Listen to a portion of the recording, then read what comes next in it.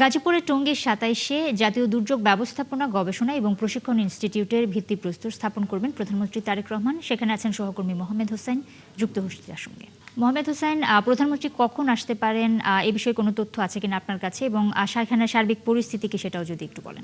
নুসরাত, ইতিমধ্যেই প্রধানমন্ত্রী তারেক রহমান গাজীপুরের টঙ্গীর ২৭-এ যে জাতীয় দুর্যোগ ব্যবস্থাপনা ও প্রশিক্ষণ যে ইনস্টিটিউটটি করবার কথা রয়েছে সেই প্রাঙ্গণে তিনি এসেছেন এবং তিনি জাতীয় দুর্যোগ ব্যবস্থাপনা প্রশিক্ষণ ইনস্টিটিউটের যে ভবন সেই ভবনের ভিত্তিপ্রস্তর স্থাপন উদ্বোধন করেছেন। পাশাপাশি তিনি আঙ্গিনায় যে পুকুরটি রয়েছে পুকুরে মাছের পোনা অবমুক্ত করেছেন এবং একটি তাল গাছ রোপণ করেছেন পাশে। একটু পরে তিনি সুধী সমাবেশের মঞ্চে এসে উপস্থিত হবেন। এখানে নেতাকর্মীদেরকে গাজীপুরের বিভিন্ন স্তরের বিভিন্ন প্রতিষ্ঠান প্রধান কিংবা সর্বস্তরের মানুষ এখানে উপস্থিত হয়েছেন।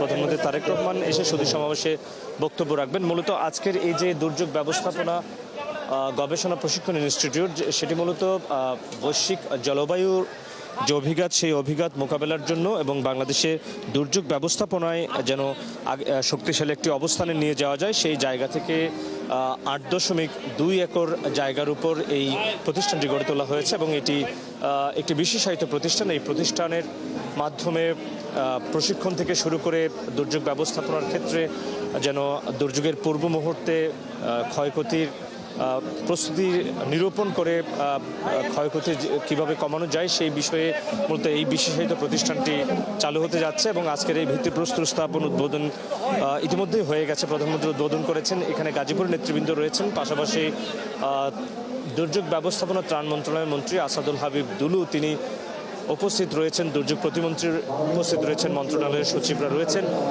তো তারেক রহমান সুধী সমাবেশের মঞ্চে এসে বক্তব্য রাখলে নিশ্চয়ই আপনার মাধ্যমে জানাতে পারবো। এখনো পর্যন্ত আমরা অপেক্ষা করছি তারেক রহমান আসবেন, তিনি কথা বলবেন, পরবর্তীতে তিনি কি বক্তব্য রাখবেন সেই বিষয়ে আপনাকে নিশ্চয়ই জানাতে পারবো আপনার মাধ্যমে। তো অনেক ধন্যবাদ হোসেন আপনাকে। নিশ্চয়ই পরবর্তীতে তথ্য আপনার কাছ থেকে আমরা জেনে নেব।